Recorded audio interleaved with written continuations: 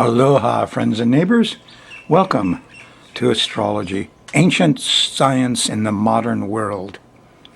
I'm your host, Raleigh Frost, sitting in Kona, trying to eke out a living here, like all of you.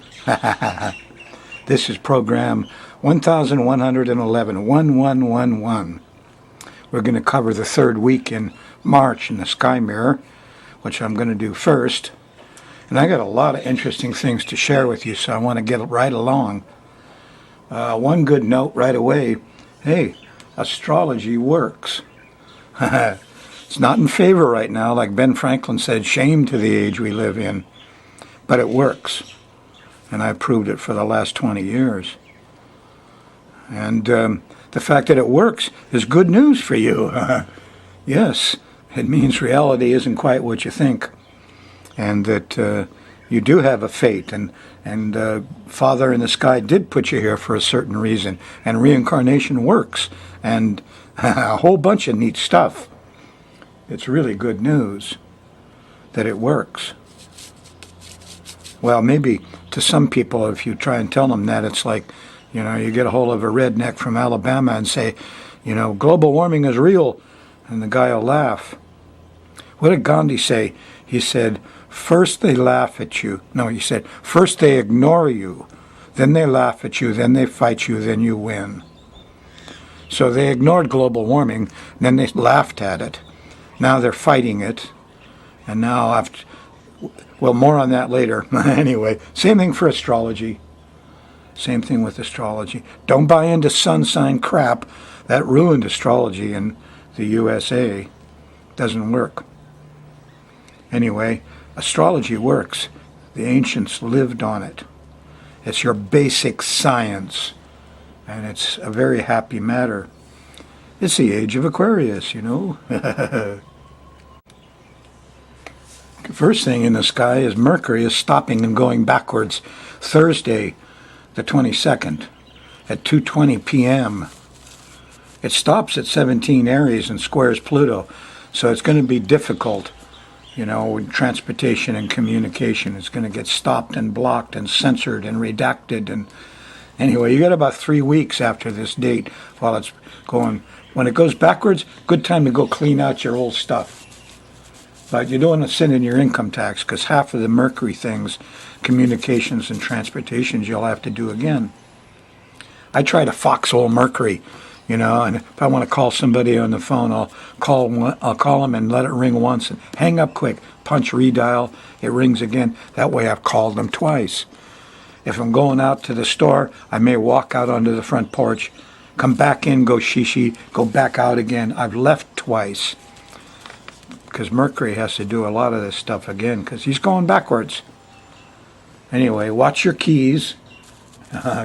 Famous thing, Mercury's like a little kid, 7 or 8 years old, and he'll take your keys or the remote control.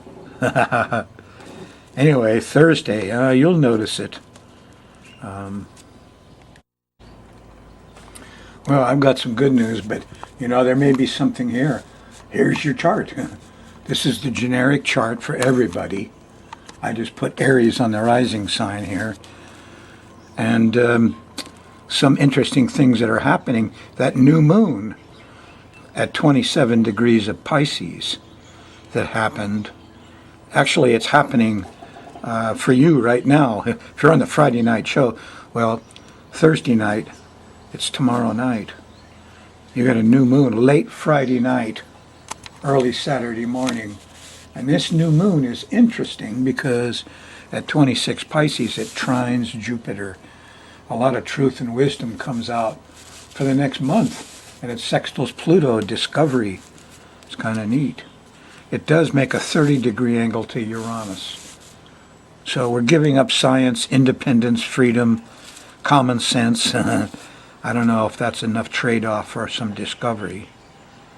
And people won't like science. They won't like the internet and the utility companies and let's sync spectrum.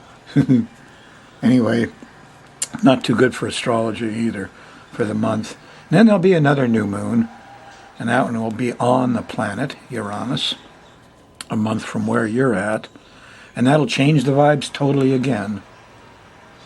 But for now, be a lot of laughing. Good for people to be optimistic and discover new things. Let's look at it day by day. We're just going to run the moon around the edge of this planetary pattern and see what's coming up.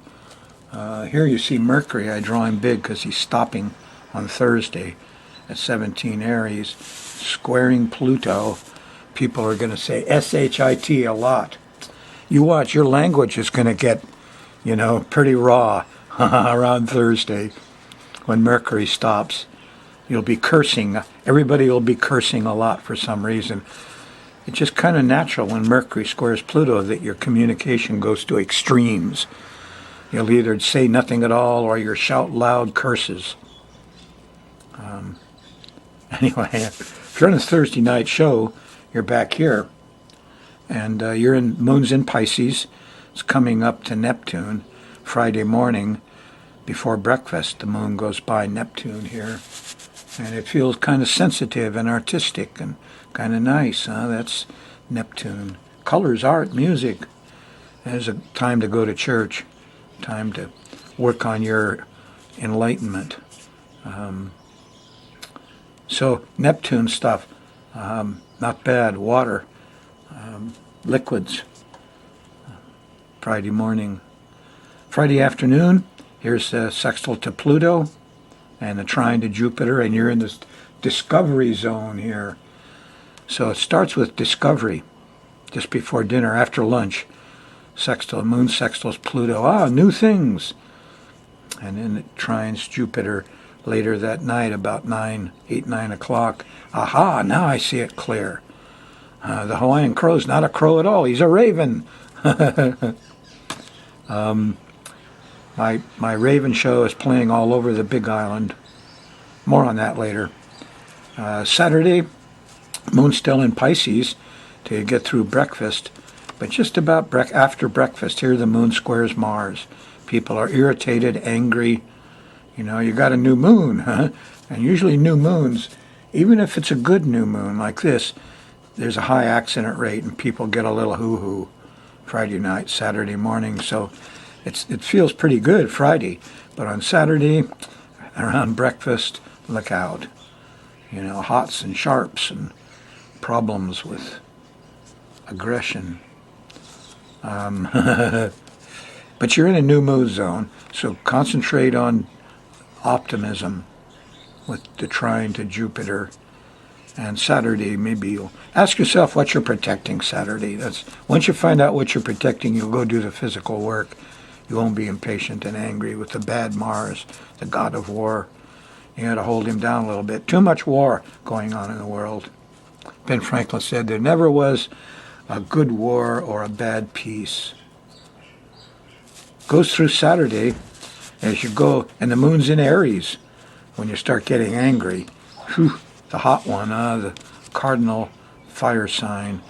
And you kind of get a little depressed as you go through late Saturday night. Early Sunday morning, this is like to about 4 o'clock in the morning, the moon squares Saturn, and we're kind of stuck in it. We don't have enough money, time, depression, rules and regulations. It's hard to drive on the road anymore. There's so many lines and signs and rules and regulations. It's the way the country has gone. But Sunday could be better because here's Venus, and this is after lunch. The moon has a nice conjunction to Venus. And of course Mercury's here in the morning. So the moon's going to go by Mercury, and we're going to talk and say it twice, or not talk at all. And here's trouble with kids and your language. Whoosh! Sunday morning, don't go to church because you may say things you'll be sorry for later. But after you get through the cursing stage, Sunday after the middle of the day and after lunch, there is a conjunction to Venus. And there's a little love and sexiness, and it settles down. And look, there's those flowers over there, at least for a few hours. Because late Sunday night, after midnight, the moon squares Pluto, and there's a little panickiness now again. It's getting to be a habit, huh? This is not a drill. Lay it on the floor flat. A nuke will hit in 10 minutes. Eek, a bug. That's Pluto stuff, my friends. We're kind of in the zone. I got more on that later. So once you get through Sunday, Monday's better, because here's Uranus, brotherhood, comes out. A higher intellect. I am another you, in la catch. Yes, that's the truth, the metaphysics, the common sense. Reincarnation is real. There's a lot of stuff that's real that you haven't been told about. So Monday there's a breakthrough feeling of new consciousness. And you need to take advantage. In the middle of Monday, in the afternoon, here's a trine to Mars. You can get out and do some physical things and be the hero. So you got brotherhood and heroics on Monday as the moon shifts into Taurus in the afternoon. Feels a lot better, more grounded, huh? And on Tuesday, in the morning, here's a trine to Saturn. We're all getting organized. That feels pretty good, too. Tuesday afternoon, here's a sextile to Neptune. Inspiration. Play some church music. Read Jesus with common sense. When it says heavens in the King James, read sky. That's the original word. That'll change your mind a little bit. Anyway, a lot of compassion here in Beauty Tuesday afternoon. And on Wednesday, we got the trine to Pluto. There's discovery. And you'd like to say, aha, but everybody's going, aha. And there's too much laughing, and there's too much joking. And remember my song about Stealers Wheel, the jokers on one side and the clowns on the other? That's the way you're going to feel Wednesday morning, March 21st. But you had some wonderful discovery if you got up early Wednesday morning. Yes. And you got a lot of stuff done. Here's a nice sextile to the sun Wednesday night after dinner. So your plans worked and you're kind of proud of yourself. Thursday, the moon's in Gemini. Changes vibes again. Thursday night, here's the square to Neptune starting. And there's some confusion and delusion. And here's Mercury. You might have a sextile to Mercury, but he's stationary. He's stopping on this day on the 22nd. So, if you're going to do any last-minute stuff, you got to do it before 2:20 p.m., before Mercury goes backwards. Otherwise, you may do it twice. Sometimes it's good to go do it twice. I had a salesman tell, I love Mercury retrograde. He said, I go make a sales call on Mercury retrograde, there's a good chance I'll have to go back again. And that's good when you're a salesman. Friday morning, the morning of Venus, Vandrati, Frey. Friday comes from Freya in the Norse for Friday. And gee, this is early. This is 2, 4, this is 6, 5, 6, 7 in the morning. Here's a nice sextile to Venus. So stay in bed with somebody you love Friday morning. Yeah? You deserve a little reward, some sweets in your life. And Friday night, here's the sextile to Uranus, in la catch. Yes, we are the same spirit. What's inside you is the same spirit when you were 5 years old, exactly the same person as there is now. That's the spirit. It's unchanging. It proves that there is a spirit in people that doesn't change and doesn't die. It's different from your body and your named identity and your personality. But it's easy to identify once you do it. I think Raj Nis taught me that. When I went and looked, sure enough, I'm the same guy at 5 as I was at 50. Exactly the same. Unchanging spirit. Saturday morning, the moon squares the sun. Spirit's not going so hot. Our ambitions got thwarted. It's hard to do things Saturday morning. The moon's in Cancer. Yeah, not so hot. And when you get to, oops, I didn't finish this, huh? Hee hee.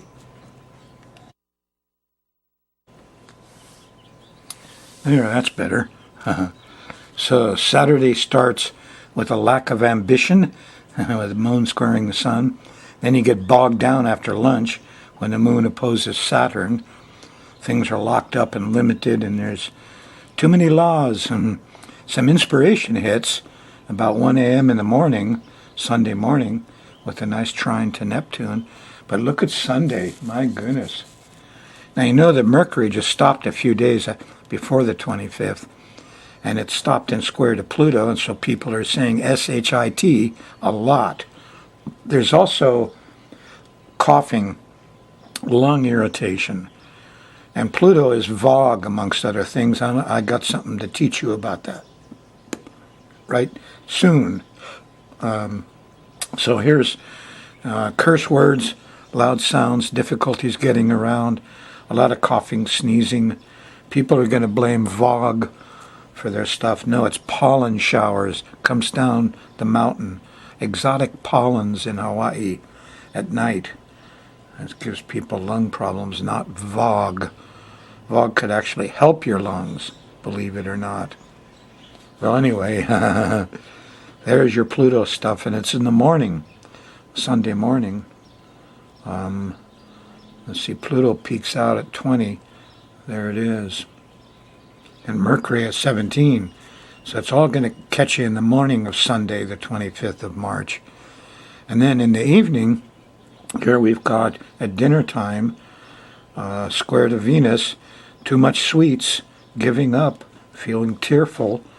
And here's the square to Uranus, which happens late Sunday night. There's a lack of brotherhood and idealism, and common sense has flown out the window. Pretty lousy Sunday if you get to it. That's just the way the planets are lined up. Hey, here's some good news. This is in West Hawaii today, January 31st. A casual family stroll. These are nenes.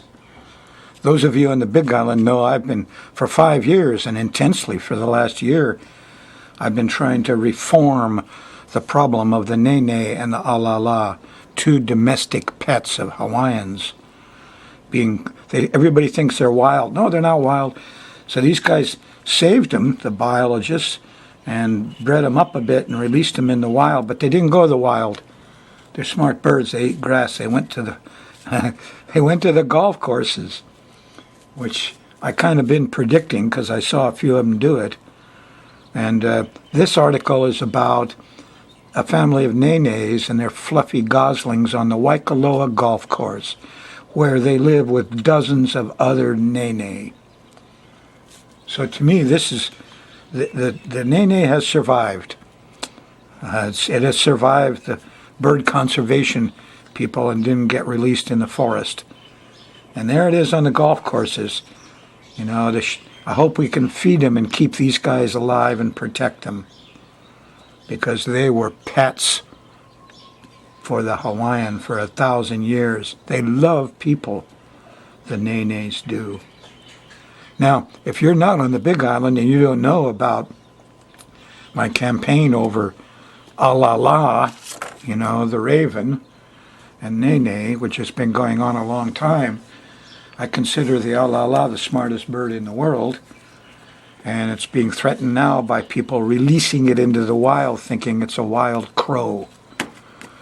Anyway, if you want to know more about it, I have the videos, but if you're not on the Big Island, you probably haven't seen them. You have to go to my website. Yeah, you go to skymirrorastrology.com/TV. There it is. And when you get there, well, let me show you.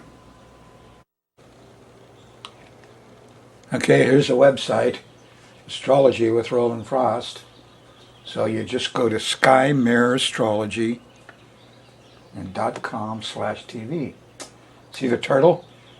Honu, my Amakua, looking up at the sky, at the planets, huh? Is the only animal that regularly checks out the sky, like me. Now, over here, you see 3 buttons, one for chart work. The home thing gives you all of the show right now, and posts even a little earlier, and you can watch the TV show on this website. But this is also where I keep some blogs, and there's a blog on the Raven. Let me show you that. So you click on blog, and then you got to go over here underneath. There's the a thing I did on the astrology of Jesus. And here's the raven. Yeah, the raven, domestic, not wild. And you can punch on that and you get a 28-minute film on the raven and get up to speed, because we want to save the smartest bird in the world. Hawaiians took the bite out of it. It's a wonderful bird, and it's perfect for your house and your yard, along with these other guys like the nene in the yard. Oh boy. So these are pretty cool, and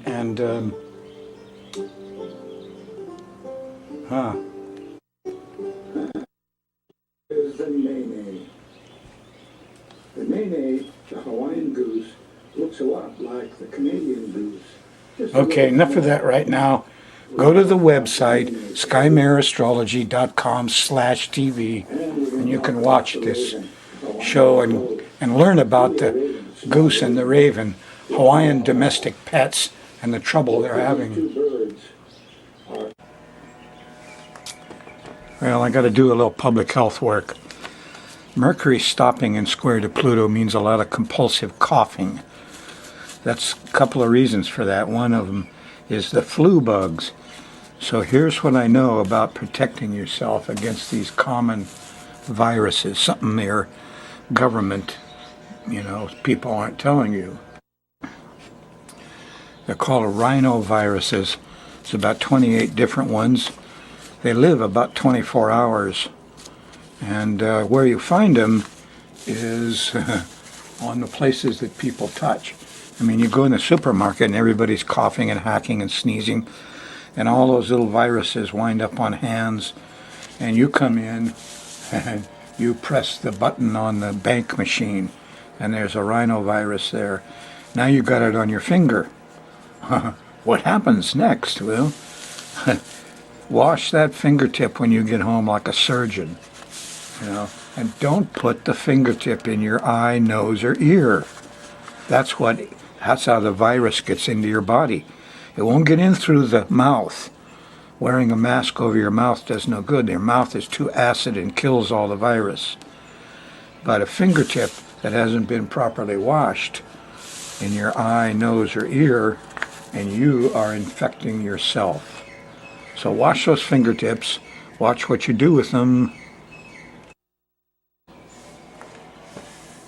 Okay, we're going to talk about VOG. And I got to expose the health department for their shabai. What is that all about? Well, your volcano puts out a lot of gases. SO2, oh, that stinks. H2S, rotten eggs. CO2 goes out in the air, and up above here, kind of nasty. But it reacts with things in the air. In the air we have nitrogen, oxygen, CO2. They all react together, and what you get is ammonium nitrate. Ammonium nitrate, folks, is fertilizer. It's also an explosive. It shows up in the air as little flakes and crystals. It's not harmful. In toxicology, we have a thing called an LD50, lethal dose 50% of the time. Feed rats till half of them die. So the LD50 for ammonium nitrate is like 2,000 milligrams per kilogram, 2/3 of table salt. This is not a toxic thing. VOG is not toxic. So somebody told you a great lie about VOG. How did that happen? Well, I was there. The federal government kicks back a lot of money to the health department. And basically it goes to they have the clean air branch, the water branch, solid waste branch. But the feds commonly give most of the money to the clean air branch all over the cities. Their big thing is air pollution, But in Hawaii, not so much. So the feds came around and said, hey, Hawaii, we're giving all the money to the clean air branch. We don't see any projects. Get some projects going in air pollution, or we're going to take that money away. I know who the clean air branch is. Here's my old card from the Kauai clean air branch, Those are the guys that fired me because I was doing the job. So what can the clean air branch do? And they thought it over and over. And what about VOG? Oh boy. So they had a meeting in Kona. Some of you might have been there. And the health department came with some experts from the mainland, and they said, your volcano is like 1,000 power plants. Well, it happens that Hawaiian Electric wanted to put a new power plant right down by the airport. More air pollution. And so they were standing in the back of this meeting, must have been 1,000 people there, gloating that the health department brought somebody in and said, your volcano is like 1,000 power plants. You know, of course it's not. That's just the H2S that comes out of the top of it. So I was at the meeting, and this guy got up and said, we did research. When the VOG's on the Kaona side, we had more hospital admissions for impacted lung disease. When the VOG moves over to the Hilo side, more hospital admissions for impacted lung disease. Impacted lung disease, like black lung, brown lung. So I stood up, I said, of course, because those guys already have their lungs all messed up. Even a little salt from large waves will put them into the emergency. How about asthma? Oh, we saw no difference in asthma. VOG doesn't bother asthma. Should have been the headlines. Of course, the headlines were, VOG is dangerous to you. Ooh. Now, I had a friend, Jim Morrow, who was the head of the Lung Association here. We went out and we sampled the VOG. You know what? It's only 1/10 of the particulates most mainland cities have. And we couldn't find any evidence it hurt people. In fact, a lot of folks that come here with asthma, when they come into the VOG, the asthma disappears. What's that? Raleigh, you say the VOG could be good for asthma? Or good for lung problems? Listen, that ammonium nitrate dissolves really quick. The only thing VOG can do is if you have a lot of air blowing on your eye and not much tearing, a lot of VOG dissolves in the fluid of your eye. The pH goes down a little bit, and you get a little light acid burn, and your eyes burn a little bit. Or if you don't turn over at night because you drank too much, one top of your throat won't have a lot of fluid on it. A lot of VOG gets into that fluid, the pH goes down, you get a little sore throat. But these lung problems we have, folks, are due to pollen showers, exotic pollens. Not VOG. They gave a bunch of money to a lady to do a study. And after some time, they asked her, what did you find out? She says, well, it's kind of confusing. The only thing I can tell you is if your kids grow up in a VOG zone, they never get asthma. Yeah, VOG could actually be good for some of these problems, folks.